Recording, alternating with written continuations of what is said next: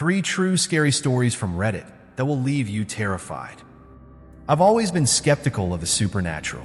Like most people, I grew up hearing ghost stories and watching horror films, but they never truly fazed me. There was always a logical explanation for the odd creaks in the floorboards or the shadows that seemed to move in the corner of my eye. It was easy to dismiss such things as tricks of the mind, just the world playing with my senses. But there's something about the strange world of Reddit that makes those old doubts harder to hold on to. I first stumbled upon these stories one rainy night, when I found myself spiraling down the kind of online rabbit hole that always starts innocently enough. I was browsing a subforum of Reddit, reading about unusual experiences people had gone through. At first, it was the usual mix of absurd conspiracy theories and bizarre encounters with strangers. But then something caught my attention.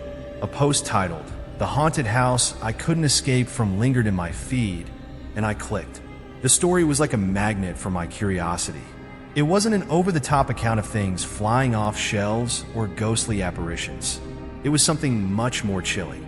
The way the writer described their experiences made it seem real. So real, in fact, that I could almost feel the coldness of the room they were in.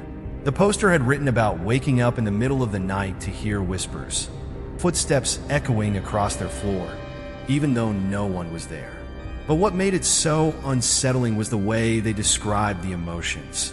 The dread, the suffocating fear, as if something unseen was watching, waiting. I scrolled further down. One story led to another. People weren't just recounting their ghost stories. They were sharing things they couldn't explain, things that left them terrified, and some of them were downright paranoid. These weren't the typical haunted house tales I had grown up with. They felt personal, real, and though I had my doubts, I couldn't shake the feeling that something in those posts was drawing me deeper, as if these stories had a weight to them. It was as if the people telling them weren't just reliving their nightmares. They were still in the middle of them. That's when I realized something. These were no longer just stories. These were experiences, and they were haunting their tellers. That night, I couldn't stop reading. The more I read, the more I found myself questioning the line between the rational and the unknown. I knew the stories weren't all going to end well. There's something about the eerie, unsettling tone that drags you deeper, making you believe, even if only for a moment, that maybe some things can't be explained away. I became obsessed with these posts, obsessed with the people behind them, the terrifying encounters they described. And that obsession brought me here, to share with you 3 of the most chilling experiences I came across. Each of these stories was recounted firsthand by Reddit users, and each one left me with a sense of unease that has never really gone away. Maybe that's why I feel compelled to share them.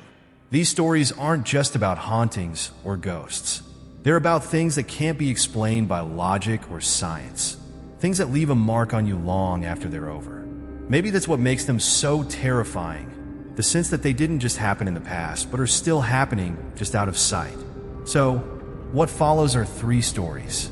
Stories that have haunted me since I first read them. And maybe, just maybe, they'll haunt you too. Get comfortable. You're about to read things that may challenge everything you think you know about the world around you. Story 1. The Haunted House. It seemed like a dream come true when I found the house. Nestled in a quiet, rural town in America, it was everything I had ever wanted. Small, old, and charming, with just enough space for me to start over. I had been searching for a place to settle down for months, and when I saw this house, I knew it was meant to be mine. The realtor spoke of its history, how it had stood for nearly a century, passed down from one family to the next. It was a classic piece of Americana, and I could already see myself making it my own. What they didn't tell me was that this house came with secrets that would haunt me far beyond my first few nights. The first few days were perfect. The house had that familiar, musty smell of old wood, but nothing too out of the ordinary. I settled in, unpacked, and began to enjoy the silence. The town was peaceful, the kind of place where everyone knew each other's business, but I didn't mind. I was looking for peace, a quiet place to escape from everything. I even started to believe that maybe I had finally found a home. But things started to change. At first, it was subtle, little things, like the floorboards creaking as though someone had walked through the house when I knew I was the only one there. I thought nothing of it. Old houses made noises. After all, it was 100 years old. The wind would howl at night, and I would hear something that sounded like footsteps above me, like someone pacing back and forth. But when I would go upstairs to check, the room would be empty. I told myself it was just the house settling. Then came the scratching. I first heard it one night, just as I was getting ready for bed. A faint sound, like fingernails dragging against wood, came from behind the wall. At first, I thought it was an animal, maybe a rat or something small in the attic. I went to check, but the attic door was locked. Nothing was out of the ordinary. I dismissed it as my imagination. But then the scratching started again. And this time, it wasn't just from the walls, it was from inside the floors. The sound was louder, more insistent. It wasn't something small. It felt deliberate. I started to sleep with the lights on. The noises didn't stop. They grew worse with each passing day. Footsteps would echo across the hallways at night, as though someone was walking around in the dark. I would rush out of bed, heart racing, and find nothing. Just the house, empty and still, as if mocking my growing paranoia. The worst part? The whispering. It was the faintest murmur at first, barely audible. But then it grew louder, and I could make out words. "Leave," the whispers would say, followed by laughter, high-pitched and unsettling. I thought I was losing my mind. There had to be a logical explanation. I started researching the house. The realtor had told me a little about its history, but there were things she had left out. The house had been sold several times over the years, always to people who left after a few months. No one had stayed longer than a year. The previous owners were an elderly couple, and their son had mysteriously disappeared after an argument with his father, which, strangely enough, was the same year the house had been put up for sale. I dug deeper and found that the son had once been a young man with a temper, prone to violent outbursts. The family had lived there for generations, but no one could explain why they all left so suddenly. I contacted the local library to see if they had any old records, and they mentioned that the house had once been a small boarding house for young men who had come to work in the nearby mill. Some of the men had gone missing over the years, but their disappearances were never properly investigated. It was as if the house had a dark history, one that no one wanted to acknowledge. With each new piece of information, the dread in my stomach grew. I began to feel like I wasn't alone in the house anymore. It was as if something or someone was watching me. I could feel eyes on me when I walked through certain rooms, like there was something just out of sight, waiting for me to turn around.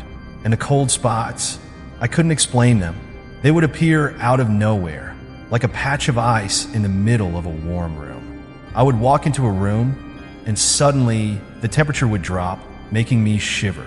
There were nights when I couldn't even bring myself to leave my bed. The whispering would come again, louder now, as though it were right beside me. "Leave! Leave now!" And yet I stayed. I couldn't bring myself to leave. There was something magnetic about the house, something that kept me rooted to the spot.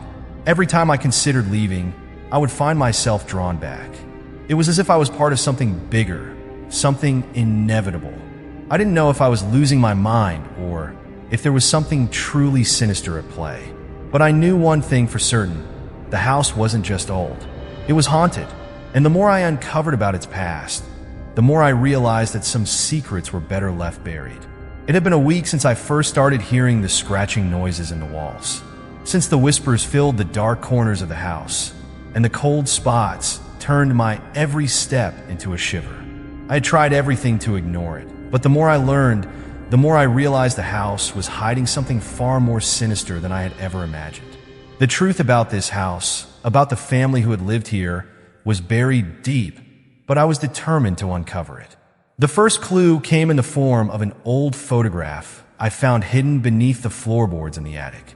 It was an old, worn-out picture of a man, a woman, and 2 children, smiling, their faces frozen in a moment of happiness. But the back of the photo told a different story. It was scrawled in faded ink. "Never forget what happened here. We were never meant to be here." The words made my skin crawl, and I immediately searched for any other signs of the family that had lived in this house. I found more letters, old newspapers, and documents detailing the lives of the family that had vanished. Their names were all listed: John and Eleanor Hartley, along with their 2 children, Emily and Lucas. They had lived in the house for decades, until one day, they simply disappeared. There was no trace of them. No police reports, no investigations. It was as if they had never existed at all. I scoured the records, and the more I searched, the more questions arose. The house had been sold several times after the Hartleys, but no one ever mentioned what happened to them. The town had moved on, as if the entire incident had been erased from history. But there was something I couldn't ignore: rumors. Local legends spoke of the house being cursed, haunted by the spirits of the Hartley family. People whispered that the family hadn't simply disappeared. They had been murdered, and the killer had been the very man who sold the house to the next owner. The real estate agent had mentioned a man named Harold Palmer, the last person to own the house before me. According to the stories, Palmer was the one who found the Hartleys' bodies in the house, and in a panic, he sold it, eager to rid himself of its dark past. But no one had ever investigated. It was as if the house itself had consumed the truth, keeping it locked away behind its rotting walls. It wasn't until I began researching the house's history that I realized how deeply this curse ran. The more I delved into the past, the more I realized that the house was a grave, a place where something terrible had happened, and something even worse had been left behind. I couldn't shake the feeling that I wasn't alone in the house. Every time I closed my eyes, I could hear the whispers, louder, more urgent now. The voices were no longer just vague murmurs. They were distinct, filled with pain and desperation. I started to hear names: John, Eleanor, Emily, Lucas. And then, one night, as I stood in the hallway, I saw them. They appeared at first as shadows, flickering and fading in the corners of my vision. But as I focused, I could see them more clearly: pale, translucent figures, dressed in old clothes from the 1920s. The man, John Hartley, stood near the staircase, his face twisted in anguish. Eleanor, his wife, stood beside him, her hand outstretched toward me. Emily and Lucas, the children, stood behind them, their eyes wide with terror, their mouths opening and closing in silent screams. It was then that I realized the truth. The voices I had been hearing weren't just random noises or my imagination. They were the desperate cries of a family who had died in this house, murdered by someone who had never been caught. They were trapped, still lingering in the walls, trying to reach out to someone, anyone, who could hear them. They were trying to communicate, to tell me something that I wasn't ready to understand. The terror that gripped me then was unlike anything I had ever felt. I couldn't breathe, couldn't think. I had to know what had happened. I had to understand what was keeping them here. And that's when I did something I had never thought I would. I performed a ritual I had found in one of the old books hidden in the attic. It was a desperate attempt to communicate with the spirits, to give them a voice, to hear their story. I didn't know what I was doing, but I couldn't stop myself. I lit the candles, drew the symbols on the floor, and called out to them: John, Eleanor, Emily, Lucas. I begged them to tell me what had happened, to give me the truth. The room grew colder, the whispers louder. Suddenly, the temperature plummeted and the lights flickered. The walls seemed to tremble, as if the house itself were alive. I could feel the presence of the spirits growing stronger, surrounding me, filling the air with their sorrow. And then I heard it, the truth, in a voice that seemed to come from everywhere at once. I heard the words, "Harold Palmer. He killed us." I gasped, recoiling in horror as the room began to shake violently. The spirits screamed, their voices echoing in my mind. I could see flashes of the past, their deaths, the blood, the terror. Harold Palmer, the man who had sold me the house, had killed them all in a fit of rage. He had murdered the Hartley family, and in doing so, had bound their spirits to the house. The house had become their prison, and they had been trying to escape ever since. The ground beneath me cracked, and I stumbled backward, barely catching myself as the walls seemed to close in. The house was alive, furious, seeking revenge for the murder it had witnessed. The air grew thick with malevolent energy, and I could feel the house pulling me in, trying to swallow me whole. In that moment, I knew that if I didn't leave, I would never escape. The house was more than just haunted. It was alive, feeding on the terror and suffering of the family it had murdered. I ran faster than I ever thought possible, barely escaping as the house seemed to collapse in on itself behind me. The last thing I saw before I stumbled out into the cold night air was the house, the dark, empty house that would never let go of its victims. And as I stood outside, gasping for breath, I realized something chilling. The house was still alive. Its power was still there, waiting for the next person foolish enough to step inside. The curse of the Hartley family was not just their death. It was the house itself, and it would never let go. Story 2. The Creepy Challenge. It all started with a post on Reddit. A challenge. One that promised to show you something beyond human understanding. Something that would shake the very core of your beliefs. It was a typical late-night scroll through the r/horror subreddit when we stumbled across it. The post was short, cryptic, and disturbing. Spend one night in the old cemetery on the outskirts of town. If you make it until sunrise, you'll witness something paranormal. But beware, it's not something anyone should see. At first, it seemed like another one of those silly dares that often float around the internet. You know, the kind of thing designed to spook you, but that's ultimately harmless. But then came the replies. Dozens of people swearing they'd seen things, experienced things they couldn't explain. Shadows that moved on their own, whispers from the wind that weren't carried by any breeze, and an overwhelming sense of being watched, even though no one was there. A few of us, including myself, laughed it off. But then there were others in our group who were less skeptical. Mark, who had always been the thrill seeker of the bunch, challenged us. What do we have to lose? It's just a cemetery, he said. How bad could it really be? The rest of us were hesitant, but the challenge lingered in our minds like an itch we couldn't scratch. It seemed like an easy way to prove we weren't afraid of things we couldn't see. A chance to laugh in the face of whatever haunted the cemetery. But deep down, we knew there was a certain darkness about it, something that made us uneasy, even as we joked about it. We decided to go with the plan to film the whole thing for our Reddit followers. It seemed harmless. After all, it was just an old cemetery, isolated, forgotten by most, tucked away in a remote corner of town. What could possibly go wrong?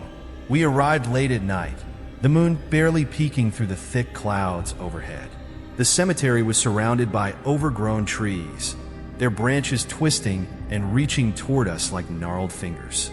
The gravestones, cracked and weathered by time, looked like something out of a nightmare. There were no lights, no other signs of life. Just an eerie stillness that made the air thick with tension. As we stepped into the cemetery, the gate creaked behind us, and a cold gust of wind swept through the trees. It seemed as though the place itself was alive, holding its breath. Mark pulled out his camera, laughing nervously. "All right, guys, let's show Reddit how brave we are," he said, but even he couldn't mask the slight tremor in his voice. We walked deeper into the cemetery, our footsteps crunching on the dry ground, the dead leaves swirling around our feet. The further we went, the more it felt like the cemetery was alive with an unseen presence. It was as if we were being watched from all directions, the air growing colder and heavier with each passing minute. The trees above us whispered, their branches rustling in the wind, but there was something off about the sound. It wasn't just the wind. It was almost as if the cemetery itself was whispering. At first, we tried to laugh it off, to ignore the unease that slowly crept into our bones. But as time passed, it became harder to deny. Mark kept checking the time, pointing his camera at gravestones, making light of it. But it didn't take long for all of us to realize that something was wrong. We were no longer just hearing the wind. Now, there were sounds, soft, distant footsteps echoing between the gravestones. At first, we chalked it up to animals, maybe even the wind shifting things around. But then came the shadows.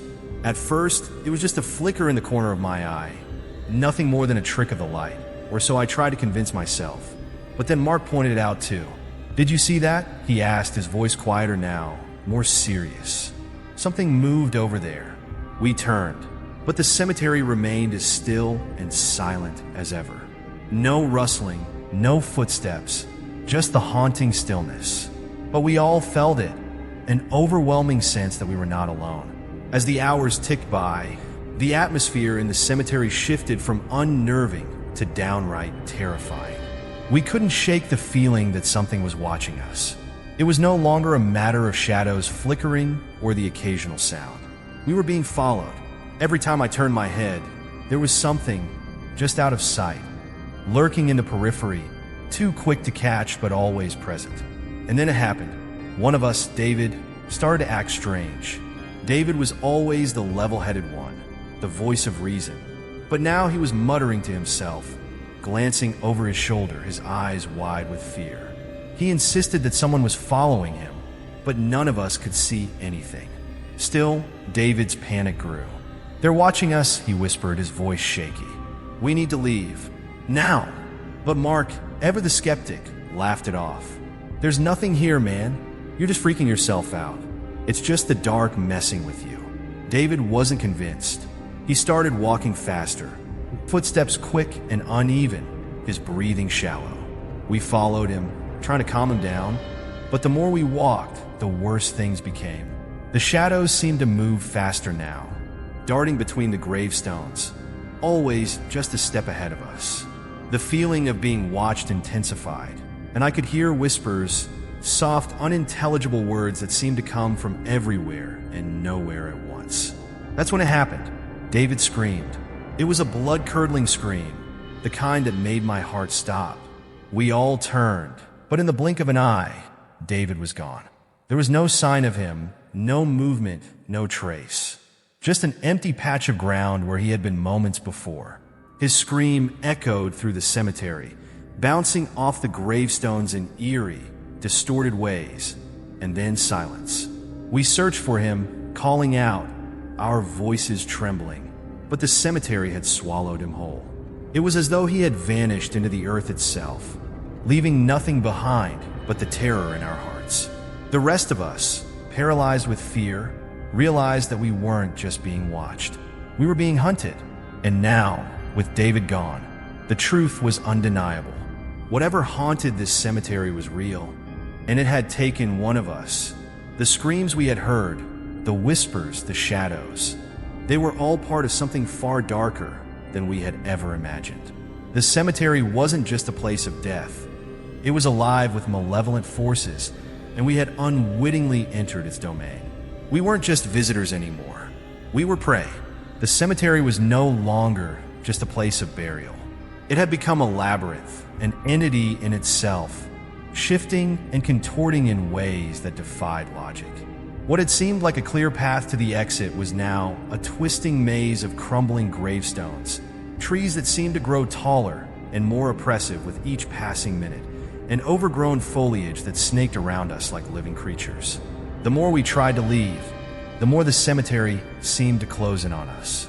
"We're going in circles," Mark muttered, his breath coming in short, panicked gasps as he wiped the sweat from his forehead. "This doesn't make sense. The exit should be right over there, but it's not."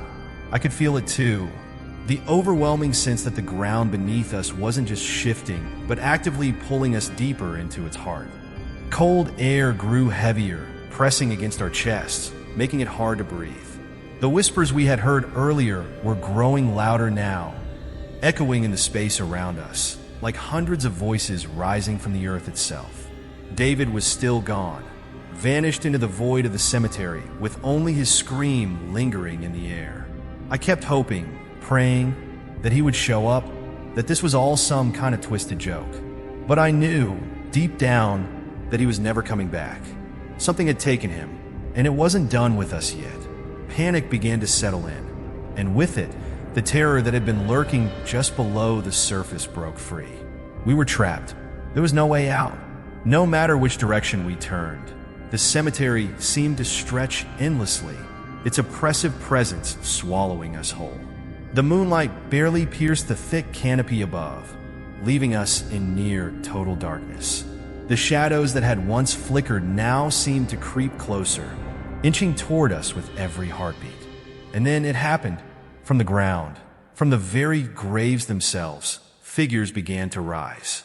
At first, they were nothing more than indistinct shapes, shadows in the dark, but they quickly became clearer, pale, withered forms, dressed in tattered clothes that once must have belonged to the living. Their faces were hollow, eyes darkened by the weight of their eternal slumber, yet their gaze was unmistakable. They were alive, alive with rage. "They're coming for us," Sarah whispered, her voice cracking as she backed away from the rising forms. "They're angry. We have to leave. Now!" But the cemetery had already swallowed us whole. The spirits moved closer, their bodies decaying with every step they took, their movements jerky and unnatural, like marionettes controlled by a malevolent force. Their eyes, black and soulless, fixed on us, and the whispers grew louder, turning into guttural, unintelligible words that filled the air like a maddening chant. We turned and ran, our feet pounding against the earth as we scrambled through the cemetery. But it was hopeless. The layout kept changing, the gravestones shifting, the trees blocking our path. We were running in circles, desperately trying to find an exit that was no longer there. We were being herded, like cattle to the slaughter, and the spirits were closing in on us. It was Mark, always the skeptic, who first made the connection. As we ran, breathless and desperate, he suddenly stopped. His face was ashen, his eyes wide with realization. "This isn't just a random haunting," he muttered, his voice trembling. This is something worse. They're not just angry spirits. They're trapped." "What?" I gasped, barely able to keep up with him as he began to pace back and forth. "They're the souls of people who were murdered, sacrificed, probably," Mark continued, his voice shaking as he looked around at the ghostly figures now circling us. "This whole place is an occult site. These aren't vengeful spirits. They're victims." "Victims?" Sarah echoed, her voice barely a whisper. "Yes," Mark said, his eyes wide as he pieced the fragments together. "This cemetery, this isn't just some random burial ground. It's part of an ancient ritual. These people weren't just buried here. They were sacrificed, part of some twisted ceremony. And now we're part of it." I felt a chill run down my spine as his words settled in. The whispers around us grew louder, almost as though the spirits were urging us to understand. The cemetery had never been a random place of rest. It was a place of ritual, a place of death that had been twisted and corrupted by something far darker. And we had walked right into it. I grabbed Mark's arm, shaking him. "What do we do? How do we get out of here?" His eyes flickered to the gravestones, his expression desperate. "There's only one way. We have to pass the test. The challenge. This was a test, a ritual. We have to prove we're worthy to leave." "How do we do that?" Sarah demanded, panic in her voice. "There's a ritual," Mark said, pulling out his phone. "I've seen it online. It's an exorcism, a way to banish the spirits, but it requires a sacrifice." "A sacrifice?" I repeated, horrified. "It's the only way," he said, his voice tight with fear. "We have to perform the ritual to release them, to release ourselves." The air grew colder, and the spirits began to move closer, their gnarled hands reaching toward us. We had no choice. Desperation clouded our judgment, and we quickly gathered around a makeshift circle in the center of the cemetery. Mark began chanting the words from his phone, and the rest of us followed, unsure if it would work or if it was even real. The wind howled around us, the trees groaning as if in protest. The earth beneath us trembled, and the spirits howled in agony, their hollow eyes glaring with rage. It was working, or so we thought, but the ritual was far from simple. As we chanted, the cemetery seemed to fight back, the ground splitting beneath our feet, the gravestones crashing down around us. The spirits began to scream, their voices a cacophony of rage and pain. And then, suddenly, one of us, James, fell to the ground, his body convulsing violently. His mouth opened wide, but no sound came out. He was being pulled into the earth, dragged down by an unseen force. I screamed, but it was too late. James vanished into the ground, his body swallowed whole by the cemetery. The ritual was failing. The spirits were not being banished. They were feeding, growing stronger with every word we spoke. One by one, the rest of us were pulled toward the ground, the cemetery claiming its victims, until only Mark and I were left. The final two. The air was thick with death. The ground beneath us felt like it was about to swallow us whole. And then, with one final, gut-wrenching scream, Mark was taken. I was alone, barely able to breathe. I staggered through the cemetery, not knowing where I was going or how I would make it out. The spirits were still there, still watching, their hollow eyes burning into my soul. But somehow, I managed to find the gate, the one we had entered through hours ago. As I stumbled out of the cemetery, my body numb with fear, I realized one horrifying truth. The cemetery had not just claimed my friends, it had claimed my soul as well. I was alive, but barely. And the cemetery? It was still hungry. It would never stop. Story 3. The Haunted Doll. The town of Elderbrook had always been quiet. Too quiet, some would say, for those who believed that there were things in the world that shouldn't be left alone in the shadows. But to me, it was the perfect place to raise my daughter, Lily, far away from the chaos of the city. We lived on the outskirts, in an old farmhouse with creaky floorboards and windows that rattled when the wind howled. It was a peaceful life, or so I thought. That all changed one Saturday afternoon when I decided to visit an estate sale at a neighbor's house. The house was old, even by the standards of Elderbrook, and it was being sold off piece by piece after the passing of its elderly owner. Most of the items were nothing special: dusty furniture, faded paintings, and antique trinkets. But it was in the back corner of the garage, wedged between a stack of old boxes, that I first saw her. The doll was unlike any I had ever seen. It was porcelain, delicate and pristine, with long dark hair and a velvet dress that shimmered faintly in the dim light. But it wasn't the craftsmanship that drew me to it. It was the eyes. They were unnervingly lifelike. At first glance, they seemed to be glass, but they held an unsettling depth to them, as if they could see more than just the room around them. They followed my movements, and when I walked to the other side of the table, the doll's head turned ever so slightly to track my steps. It was a strange feeling, something I couldn't shake, but I brushed it off as nothing more than a trick of the light. I wasn't one to believe in superstition, and the doll was certainly beautiful.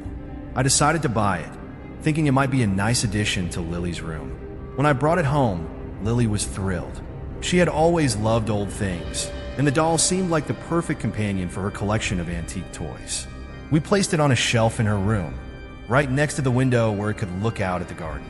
At first, everything seemed fine. Lily adored the doll, spending hours with it, brushing its hair and talking to it like an old friend. But soon things began to feel off. Little things. At night, I'd hear faint noises coming from her room, soft scraping sounds, as though something was being dragged across the floor. I told myself it was just the house settling, but the noises grew louder. And the doll would move. I noticed it first one evening when I went to check on Lily before bed. The doll, which had been perfectly positioned on the shelf facing the window, was now sitting on the edge of the shelf, facing the door. I assumed it had fallen, until I remembered that Lily's room was carpeted, and the doll was placed carefully on a smooth, flat surface. I dismissed it as nothing more than my imagination. But then it happened again, and again. Each night, the doll would be in a different position, always facing a new direction, always staring at someone. At first, it was just in the corner of my eye, a slight shift, but the more I looked, the more unsettling it became. Lily's behavior also began to change. She became withdrawn, speaking to the doll in a soft voice, as though it were alive. At times, I would find her staring at it for long stretches, her eyes wide with intensity. I tried to talk to her, to ask if something was wrong, but she only smiled vaguely, as if I were the one who didn't understand. It wasn't long before I began to notice other strange occurrences around the house. The temperature would drop suddenly, especially in the middle of the night, despite the heater running. And when I'd pass Lily's room, I could swear I heard faint whispers, low murmurs that seemed to come from the doll itself. Sometimes, I'd hear it at night, like a soft giggle, just as I was falling asleep. The house, once warm and comforting, began to feel unnaturally cold, as if the walls themselves were holding their breath. The air thickened, and I felt a weight pressing down on my chest, suffocating me in my sleep. I tried to tell myself that I was just imagining things, that the stress of the move had taken its toll on me. But then one night, everything changed. Lily came into my room, her face pale and her eyes wide with terror. She clutched the doll tightly in her arms. "Mom," she whispered, her voice shaking. "It's not just a doll. It talks to me. It tells me things." My heart stopped. I looked at her, unsure of what to say. "What do you mean, sweetie?" "It says it's lonely. It says it wants to play." I didn't know how to respond. I wanted to comfort her, tell her it was just her imagination, but I couldn't shake the unease that was gnawing at me. I walked with Lily back to her room, hoping that she would be okay once the lights were on and we were back in a safe space. But when we stepped inside, I froze. The doll was no longer sitting on the shelf. It was in the middle of the floor, facing us. Its eyes, those lifelike eyes, were locked on mine, as if it knew exactly who I was. That's when I contacted the paranormal experts. After hearing the details of our experiences, the experts warned me that the doll was most likely possessed. They explained that dolls were often used in rituals, meant to trap spirits or house them after their death. The previous owner of the doll had passed away under mysterious circumstances, and there were rumors that she had been involved in occult practices. But what truly sent a chill down my spine was when they mentioned the eyes. The doll's lifelike gaze wasn't just the result of expert craftsmanship. It was a signature of possession. The spirit trapped inside the doll wasn't just haunting us, it was trying to communicate. The experts gave us a choice: perform a cleansing ritual to rid the doll of its spirit, or risk losing Lily to whatever force resided within it. I didn't want to believe it, but the evidence was too overwhelming. The doll was alive, and it was angry. The days following Lily's confession about the doll were some of the most harrowing of my life.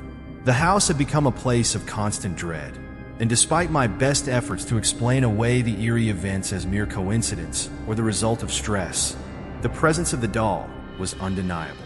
Every creak of the floorboards, every whisper in the night, felt like the doll was watching, listening, waiting. I couldn't shake the feeling that something was horribly wrong. Lily had become more distant, almost as if she were slipping away from reality, lost in the world of the doll. The once lively girl I knew was now sullen, her wide eyes constantly drawn to the doll as though some invisible force held her captive. She would sit in her room for hours, muttering to the doll, her small hands brushing its porcelain surface, her voice soft and pleading. I tried everything I could think of to break her out of this trance, talking to her, taking her out for walks, even removing the doll from her room. But nothing worked. Then one afternoon, while Lily was at school, I took the doll and went to the town's local library. I needed answers, and I was desperate to find them. The paranormal experts I had consulted only scratched the surface of the doll's sinister history, and I needed to understand the truth before it was too late. The librarian, an elderly woman who had worked at the library for as long as I could remember, pointed me toward a section of old town records, stories, and local lore. As I sifted through dusty pages, I stumbled upon a series of articles dating back decades. The name of the original owner of the doll stood out to me: Clara Miller. She had been a young girl, or so it was believed, when she died tragically in a car accident on the outskirts of town. The story was a familiar one: the grief-stricken parents, the heartbreaking memorial, and the mourning community. But something about the name struck me as odd, and I couldn't shake the feeling that I had missed a crucial detail. I kept reading, moving from article to article, until I found a chilling detail buried in the middle of an obituary from several years after Clara's death. It wasn't just her tragic accident that made her story unusual. It was the fact that, after her death, the Miller family had been plagued by strange occurrences. Unexplained shadows, objects moving on their own, and whispers from the doll. I found mention of the doll itself, described as a gift given to Clara by her parents after her death, a way to keep her spirit close. But there was something else, something darker. The reports didn't mention Clara as a child, at least not entirely. There were accounts from townspeople who had remembered Clara as a woman, a young adult at the time of her death. One particular account from a neighbor hinted at a disturbing truth. Clara Miller had not been a victim of a simple accident. She had been involved in something far more sinister, something involving occult rituals, and the doll she had received wasn't just an innocent toy. it was a vessel. The chilling realization hit me like a freight train. The doll wasn't merely haunted by a child's spirit. It was possessed by something far more malevolent. Clara had died under mysterious circumstances, and now her spirit, twisted with rage, was trapped in the doll. The idea that she had been murdered as part of a dark ritual became more plausible as I dug deeper into the history of her family. Clara's parents, it seemed, had been involved in occult practices, seeking to cheat death and bring their daughter back in some twisted form. But Clara hadn't returned as the innocent child they'd hoped for. Instead, she had returned as a vengeful spirit, angry at the betrayal of her own parents and the world that had wronged her. But the most horrifying part of the discovery came when I found an old photograph. One of Clara, not as a child, but as a woman. The picture was hauntingly familiar. She was sitting in a chair, her eyes locked on the camera with an intensity that sent shivers down my spine. It was as though the photograph itself had been taken by the doll, as if the doll had been watching and waiting all along. The woman in the photograph was no longer the young, innocent child I had imagined. She was an adult, someone who had returned from the grave with a singular, terrifying purpose: revenge. I felt my heart race as the realization set in. Clara had been dead for decades, but her spirit had never truly left. It had been trapped in the doll all these years, patiently waiting for the next family to come along, ready to repeat the cycle of torment. And now it seemed that cycle was beginning again. I couldn't take it anymore. I had to act. The doll had become a symbol of everything wrong in my life. My daughter's growing obsession with it, the coldness that had seeped into our home, and the overwhelming sense of dread that followed us wherever we went. I had to destroy it, no matter the cost. That evening, after Lily had gone to bed, I took the doll and, with trembling hands, set it on the kitchen table. The air around me seemed to thicken, the temperature dropping, as if the doll were preparing for something. I could hear Lily's voice in the distance, her soft words drifting from her room, but they were muffled, distant, as if they were coming from the depths of some far-off nightmare. I didn't hesitate. I grabbed a lighter from the kitchen drawer and held it to the doll's velvet dress. The flame flickered for a moment before catching the fabric. The doll didn't scream. It didn't move, but the air crackled with a cold energy that made every hair on my body stand on end. I watched as the fire slowly consumed the doll, its porcelain limbs cracking and breaking, the flames licking at its twisted form. But even as the doll burned, I could feel it. The presence, the anger. It didn't leave. When the flames finally died down and the ashes settled, I thought it was over. I thought I had freed my family from the doll's grasp. But as I turned to leave the kitchen, I froze. Something was wrong. I could feel it in my bones, the chill creeping up my spine, the unmistakable sense that I wasn't alone. I turned, my breath caught in my throat, and there, in the corner of the room, was another doll, identical to the first. Its eyes, those same lifelike eyes, stared back at me, cold and unblinking. I stumbled backward, my heart pounding in my chest. The doll wasn't gone. It wasn't over. The spirit had returned, and it was still watching, waiting. I didn't know what to do.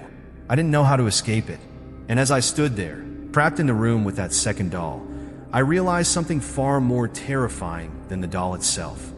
The spirit would never leave. It would always find a way back. And no matter what I did, the haunting would never end. As I sit here, writing the final words of this collection, a deep chill has settled over me. The stories I've shared, stories I once thought were mere tales of the supernatural, have become far more than just words on paper. They are now part of my reality, lingering in the corners of my mind, a constant reminder that the paranormal is not something to be trifled with. I never expected that my curiosity would lead me here, to this uncomfortable place where the line between fiction and fear is blurred. The first story, the Reddit challenge in the haunted cemetery, is a perfect example of how reckless curiosity can spiral into something far darker. What began as a harmless dare, a group of friends laughing off a challenge, quickly transformed into a nightmare. The cemetery, once merely an abandoned space, became a living entity, shifting and bending to keep the trespassers trapped inside. Those who dared to cross into the realm of the unknown were bound by forces they could never have imagined. And one by one, they were consumed. Then the doll, a simple, innocent object, an antique passed down through generations, became a vessel for an angry spirit trapped between life and death. The doll's eyes, lifelike and unsettling, became a symbol of the spirit's grip on the family, its dark influence infiltrating every corner of their lives. The innocent desire to understand the haunting quickly turned into a desperate need to escape, but by then, it was too late. They had opened the door, and the spirit refused to close it. Lastly, there's the story of the haunted house, where the echoes of the past were not mere whispers, but active participants in the lives of those who dared to enter. The house seemed to change them, to bend them to its will, pulling them deeper into its history of pain and torment. The residents became pawns in the house's dark game, unable to escape the grip of its tragic past. The house had been waiting, patient for the right people to come along, and when they did, it claimed them. All three stories, in their own ways, emphasize the danger of tampering with the unknown. Whether it's a haunted cemetery, an ancient doll, or a house with a dark past, the lesson is clear. Some things are better left untouched.